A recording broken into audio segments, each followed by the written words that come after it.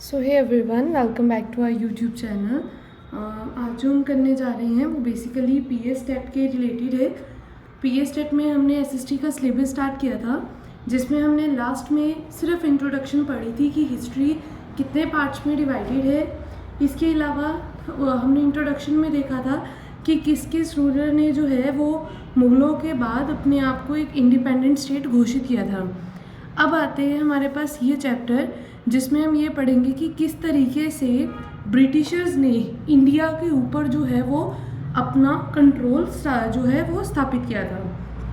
तो सबसे पहले आता है हमारे पास मर्केंटाइलिज्म एंड द ट्रेड वॉर्स। कहता from the ancient times India have trade relations with the European countries.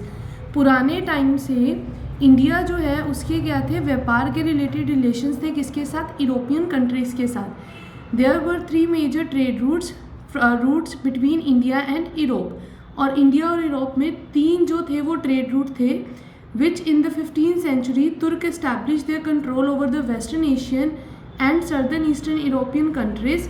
जिसमें क्या होता है कि 15वीं सेंचुरी में जो तुर्क्स थे उन्होंने क्या किया, वेस्टर्न एशिया और सर्दर्न ईस्टर्न यूरोपियन कंट्रीज़ के ऊपर अपना कब्जा कर लिया। The European countries started searching for the new routes to the India for trading with after the closing down of the ancient route. क्या है कि अभी एंशियंट रूट जो थे वो बंद हो चुके थे, तो जो यूरोपियन कंट्रीज़ थी वो इंडिया के साथ व्यापार करने के लिए नए सी रूट्स जो हैं उनको तलाशना स्टार्ट करती है। First of all, Vasco da Gama, a Portuguese captain, reached Calicut in India on 27th May 1498. Inspired by this, Portuguese started trading with India.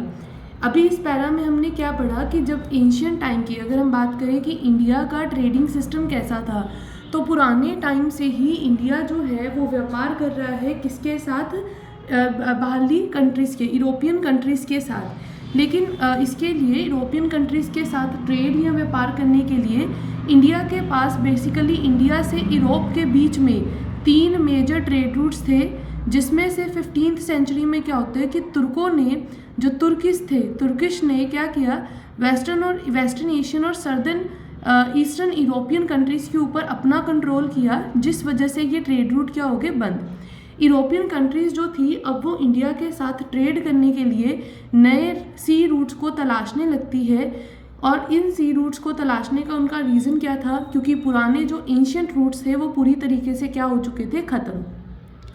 यहाँ से हमारे लिए इम्पॉर्टेंट पॉइंट बनता है कि सबसे पहले कौन जो है वो इंडिया में आया था। तो सबसे पहले इंडिया में आया था वास्को डी गामा, ये पर्सन का नेम है। सबसे पहले इंडिया में कौन आया, Vasco D gamma. Vasco D gamma कौन था, जैसे हमने बात करी थी कि 4 जो लोग आए थे, Portuguese, Dutch, French and Britishers. उसमें सबसे पहले एक पोर्टुगीज़ आता है इंडिया में, और उस पोर्टुगीज़ का नाम क्या है, वास्को डी गामा। ये पोर्टुगीज़ कहाँ पर उतरता है, तो ये कैलीकट के कोस्टल एरिया, कैलीकट के पास उतरता है। जब कब उतरता है, 27 मई 1498 में।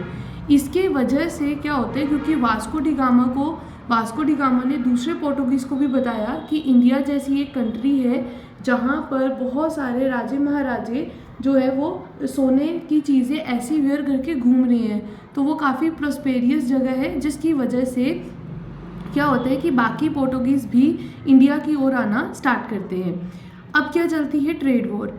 जब Portuguese, Dutch, British, French in सब ने अपने ट्रेड रिलेशंस एस्टैब्लिश कर लिए इंडिया के साथ, तो धीरे धीरे इन लोगों ने अपनी सेटलमेंट्स भी कर ली इंडिया में। सेटलमेंट्स मतलब इन्होंने अपना रहना सहना भी इंडिया में ही शुरू कर दिया। पहले ये सिर्फ किस पर्पज़ के लिए आए थे, ट्रेडिंग पर्पज़ के लिए। सबसे पहले पोर्टुगीज़ आए, पोर्टुगीज़ को देखते हुए डच उनके पीछे आए, डच को देखते हुए ब्रिटिशर्स उनके पीछे आए, और ब्रिटिशर्स को देखते हुए फ्रेंच लोग भी इंडिया में आना स्टार्ट हुए। तो हुआ क्या कि पोर्टुगीज़, डच, ब्रिटिश, फ्रेंच वालों ने अपना धीरे धीरे क्या किया, ट्रेड रिलेशन बिल्ड किया इनके साथ, और धीरे धीरे इन लोगों ने अपना रहना सहना भी किसमें शुरू कर दिया, इंडिया में। The race for the trade with the Indian among them led to the wars. अब क्या था कि उनके बीच में ये जो रेस लग चुकी थी कि पोर्टुगीज़ ज़्यादा व्यापार करेंगे इंडिया के साथ, डच ज़्यादा व्यापार करेंगे, या ब्रिटिशर या फ्रेंच, तो ये जो रेस उनके बीच में लग चुकी थी व्यापार को लेकर, किसके साथ, इंडियंस के साथ, इसकी वजह से ये आपसी लड़ाई झगड़ों में मिक्सडअप हो गए और इसी को नाम दे दिया गया ट्रेड वॉर, यानी व्यापार के रिलेटेड लड़ाई। पोर्टुगीज सेटलमेंट जो थी वो कहाँ कहाँ पे थी, यानी इंडिया में पोर्टुगीज किस किस जगह पर उस टाइम पर देखने को मिल रहे थे। तो इंडिया में जो पोर्टुगीज है वो गोवा, दमन, सैलिसिट, बेसिन, मुंबई, सैंटम और हुगलई जैसे एरियाज में किसका राज चल रहा था, पोर्टुगीज का। डच जो थे उनकी वो कहाँ पर, उनकी जो आप बोल सकते हो सेटलमेंट कहाँ पर थी, या वो लोग किस एरिया में देखे जा रहे थे, तो कोचीन, सूरत, नागापट्टनम, पुलिकट, चिन्नासुर, ब्रिटिश, ये सारी जगह पर डच जो है वो देखे जा रहे थे। ब्रिटिशर्स को कहाँ देखा गया, तो ब्रिटिशर्स का राज कहाँ पे था, सूरत, अहमदाबाद, बरोच, आगरा, मुंबई और कलकत्ता में। और फ्रेंच जो थे वो किधर थे, पौंडीचेरी, चंदननगर एंड कारियल में। अब यहाँ पर आपके लिए ये चीज़ें इंपॉर्टेंट है। पहला कि सबसे पहले इंडिया में कौन आया, तो वास्को डी गामा नाम का बंदा इंडिया में आता है। उसकी जो है वो कहाँ से बिलोंग करता था, तो वो एक पोर्टुगीज़ था। कब आया था इंडिया में, 27 मई 1498 में। सबसे पहले जो था कि ये चार जो थे फ्रेंच डच हो गए, ये चार बंदे जो इंडिया में आए थे, चार अलग अलग कंट्री के लोग, इन लोगों के बीच में आपसी रेस लग चुकी थी कि इंडिया के साथ कौन ज़्यादा ट्रेड करेगा, जिसके चलते इन लोगों में आपसी लड़ाई झगड़े होने लगे, जिसको ट्रेड वॉर का नाम दे दिया गया। अब क्या था कि इंडिया में धीरे धीरे इन्होंने अपनी सेटलमेंट बनानी शुरू करी, यानी अपना रहना सहना यहीं पे शुरू किया, जिसमें हमने देखा कि पोर्टुगीज़ हमें कहाँ कहाँ देखने को मिले, तो गोवा के आसपास की जितनी वो हैं स्टेट्स, गोवा, दमन, सैलिसिट, बेसिन, मुंबई, सैंटम, हुगलई, इन जगहों पे पोर्टुगीज़ का राज था। डच जो थे वो देखे जाते थे कोचीन, सूरत, नागापट्टनम, पुलिकट, चिन्नासुर में। ब्रिटिशर्स को देखा गया सूरत, अहमदाबाद, बरोच, आगरा, मुंबई, कलकत्ता में। और फ्रेंच को देखा गया पौंडीचेरी, चंदननगर एंड कैरियल में। With the passage of time to establish their hold on the settlements, they started an internal struggle among these four European power. अब ये जो चार यूरोपियन पावर थी, धीरे धीरे इनमें आपसी लड़ाई होने लगी, क्योंकि ये चाहते थे कि हमारा राज यहाँ पर बने। यानी जैसे ब्रिटिशर्स थे तो वो चाहते थे कि हम इंडिया को कंट्रोल करें, पोर्टुगीज चाहते थे कि नहीं हम कंट्रोल करें। तो ये जो उनका थॉट प्रोसेस था होल्ड करने का, इस होल्डिंग थॉट प्रोसेस की वजह से इन यूरोपियन पावर्स के बीच में इंटरनली आपसी क्या होने लगे, झगड़े होने लगे। बाय द 17th सेंचुरी, 17वीं सेंचुरी में पोर्टुगीज़ और डच का जो इन्फ्लुएंस था, यानी जो प्रभाव था, वो क्या हो गया, डिक्लाइन, मतलब कम। 17वीं सेंचुरी के आते आते पोर्टुगीज़ और डच का जो इंडिया पर कंट्रोलिंग पावर थी वो कम होने लगी, और ब्रिटिशर्स और फ्रेंच जो है इनके बीच में एक लड़ाई छिड़ती है कि कौन सा जो है ब्रिटिशर्स या फ्रेंच में कौन यूरोपियन ट्रेड के ऊपर कंट्रोल करेगा। इन द एंड और लास्ट में क्या होता है, ब्रिटिशर्स जो हैं वो विक्ट्री हासिल करते हैं और इंडिया पर राज किसका हो जाता है, ब्रिटिशर्स का। तो ये हमने देखा कि कैसे वास्को डी गामा आता है, फिर चार यूरोपियन पावर्स आई, उनमें आपसी लड़ाई झगड़े हुए, जिसमें बहुत सारी वॉर्स हुई। उन वॉर्स में ब्रिटिशर्स ने सबसे ज़्यादा वॉर जीती और उन्होंने अपना इंडिया के ऊपर कंट्रोल एस्टैब्लिश किया। नेक्स्ट आता है ब्रिटिश ईस्ट इंडिया कंपनी। अब क्या था कि British merchant group name the merchant adventures founded the East India Company to trade with India on 31st December 1600 AD।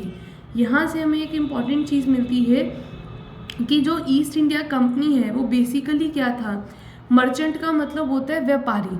तो जो ब्रिटिश मर्चेंट ग्रुप थे, यानी जो ब्रिटिशर्स व्यापारी थे, वो एक ग्रुप में थे और उस ग्रुप का नाम क्या था, मर्चेंट एडवेंचर।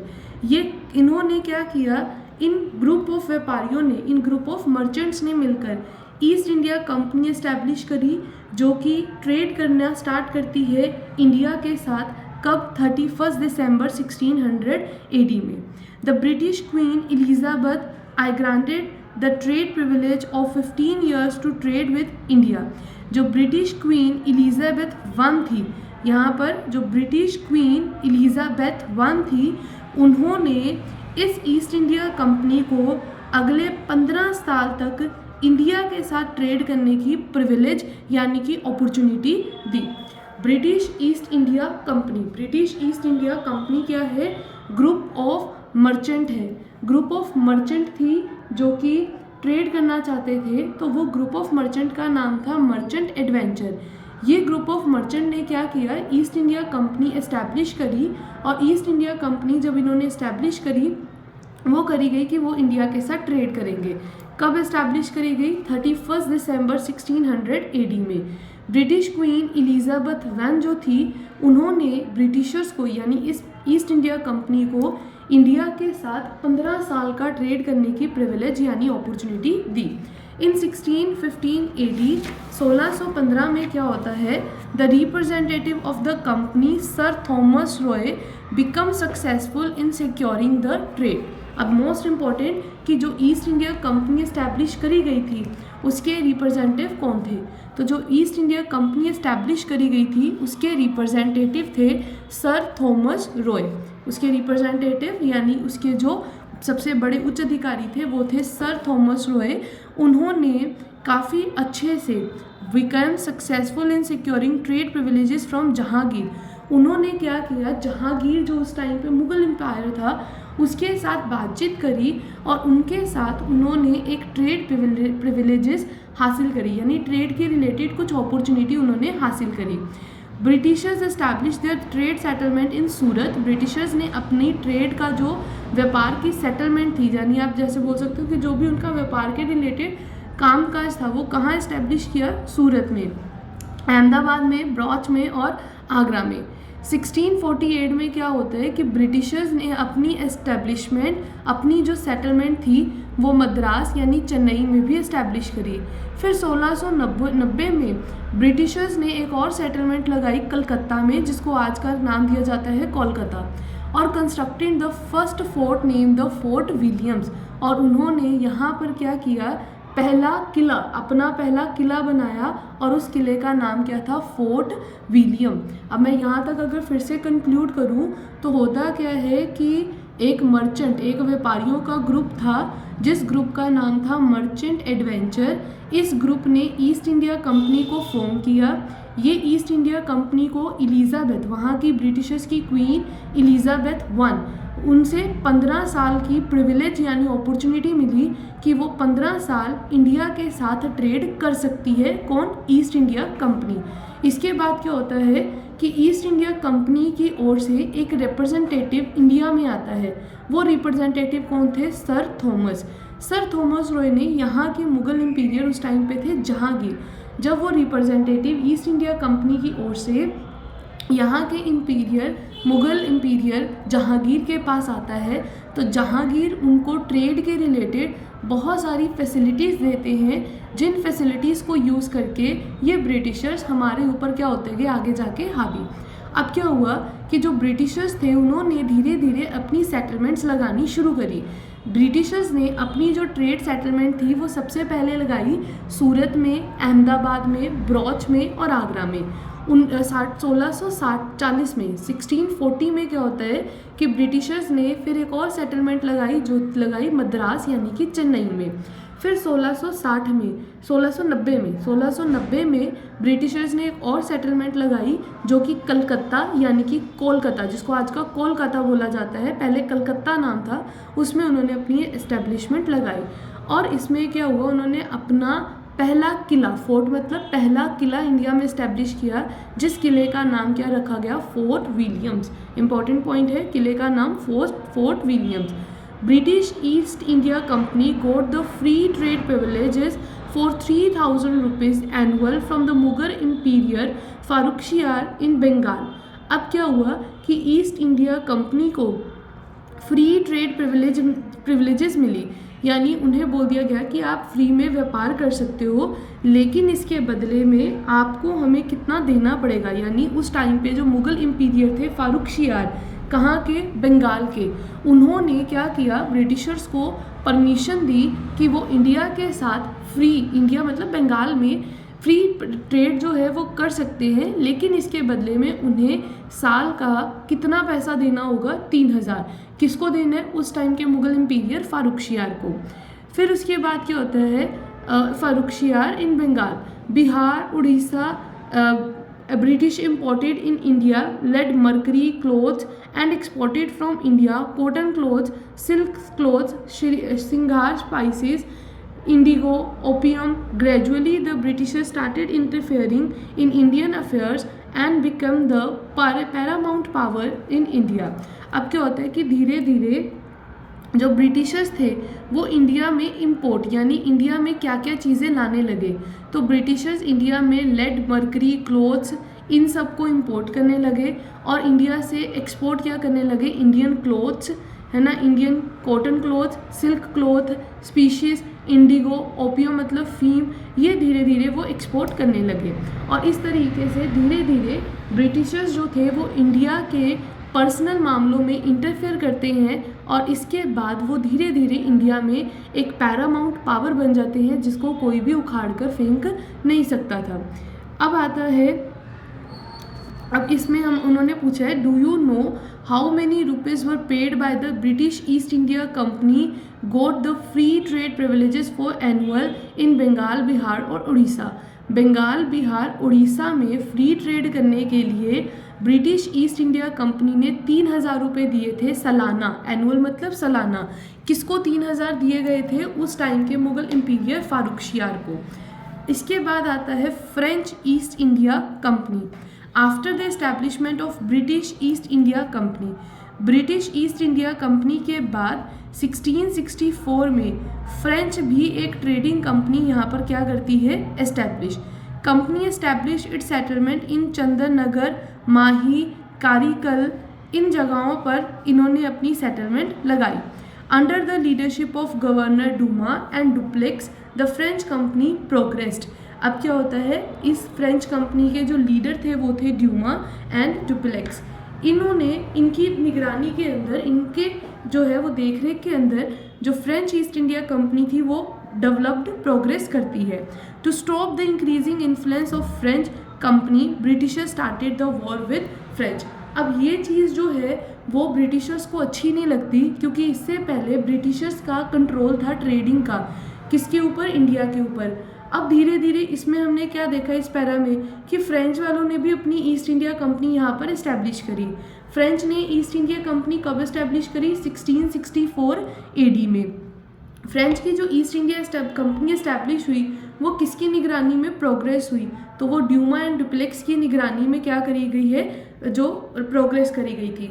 इन्होंने अपनी सेटलमेंट कहाँ लगाई थी, तो इन्होंने अपनी सेटलमेंट लगाई चंदन नगर, माही और कैरिकल में। इसके बाद क्या होता है कि जब ब्रिटिशर्स को ये पता लगता है कि अब फ्रेंच ईस्ट इंडिया कंपनी वाले भी अपनी यहाँ पे ट्रेडिंग कंपनी खोल रहे हैं, तो उन्हें ये बात हजम नहीं हुई और वो चाहते थे कि इनका रोल यहाँ से कम किया जाए। और इनके रोल को कम करने के लिए जो ब्रिटिशर्स थे उन्होंने क्या किया, फ्रेंच के साथ वॉर करना स्टार्ट किया। Do you know where the French East India Company establish its colony in India? तो वो कहाँ थी, चंदन नगर, माही एंड कैरिकल में। नेक्स्ट आता है एंग्लो फ्रेंच राइवलरी। एंग्लो मतलब हो गया ब्रिटिशर्स, फ्रेंच मतलब फ्रेंच के लोग, राइवल मतलब दुश्मनी। क्योंकि हमने देखा कि ब्रिटिशर्स ने भी ईस्ट इंडिया कंपनी इस्टेब्लिश करी, फिर यहाँ से हमारे फ्रेंच ने भी ईस्ट इंडिया कंपनी इस्टेब्लिश करी। ब्रिटिशर्स को ये बात पसंद नहीं आती तो ब्रिटिशर्स उन्हें यहाँ से भगाने के लिए उनके साथ क्या करते हैं, वॉर। उस वॉर को क्या नाम दिया गया है, एंग्लो फ्रेंच राइवलरी। एंग्लो मतलब ब्रिटिश, फ्रेंच, राइवलरी मतलब दुश्मनी। To establish their supremacy over the trade and politics, there started a struggle between French and Britishers। क्योंकि ट्रेड और पॉलिटिक्स के ऊपर जो थे हर बंदा अपनी सुपरमेसी, अपनी महारत हासिल करना चाहता था। इस वजह से फ्रेंच और ब्रिटिशर्स के बीच में स्ट्रगल यानी कि लड़ाई होने लगी सुपरमेसी को लेके कि कौन यहाँ पर अपना राज बनाएगा।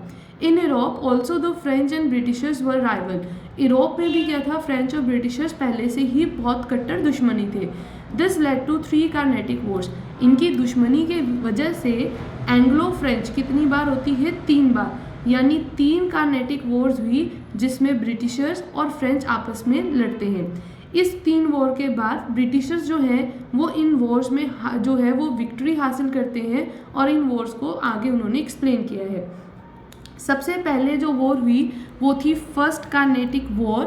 फर्स्ट कार्नेटिक वॉर कब आई है, 1746 से 1748 के बीच में। पहली कार्नेटिक वॉर कब हुई, 1746 टू 1748 के बीच में। इन 1740 AD over the question of succession of Austria. There started a war between Britishers and French in Europe. 1740 में क्या होता है कि ऑस्ट्रिया की सक्सेशन के ऊपर एक क्वेश्चन आता है। ऑस्ट्रिया एक कंट्री है जिसकी सक्सेशन के ऊपर जिसके ऊपर कब्जा लेने पर एक क्वेश्चन आता है, जिस वजह से ब्रिटिशर्स और फ्रेंच के बीच में क्या हुआ, लड़ाई होनी शुरू हुई। और ये लड़ाई कहाँ हुई थी? यूरोप में। As a result of this first Carnatic war started in India between these power. इसी क्वेश्चन की वजह से, इसी लड़ाई की वजह से इंडिया में भी इन दोनों पावर्स के बीच में पहली कार्नेटिक वॉर होती है। तो पहला इनका जो फर्स्ट कार्नेटिक वॉर हुई थी between the French and the Britishers, वो बेसिकली क्या था कि जो फ्रेंच और ब्रिटिशर्स थे इनमें पहले ही यूरोप में झगड़ा हो रहा था। किस चीज़ को लेके इनमें झगड़ा हो रहा था? Related to the succession of Austria, कि ऑस्ट्रिया के ऊपर कौन कब्जा करेगा। इस वजह से ये दो पावर्स पहले ही यूरोप में लड़ रही थी।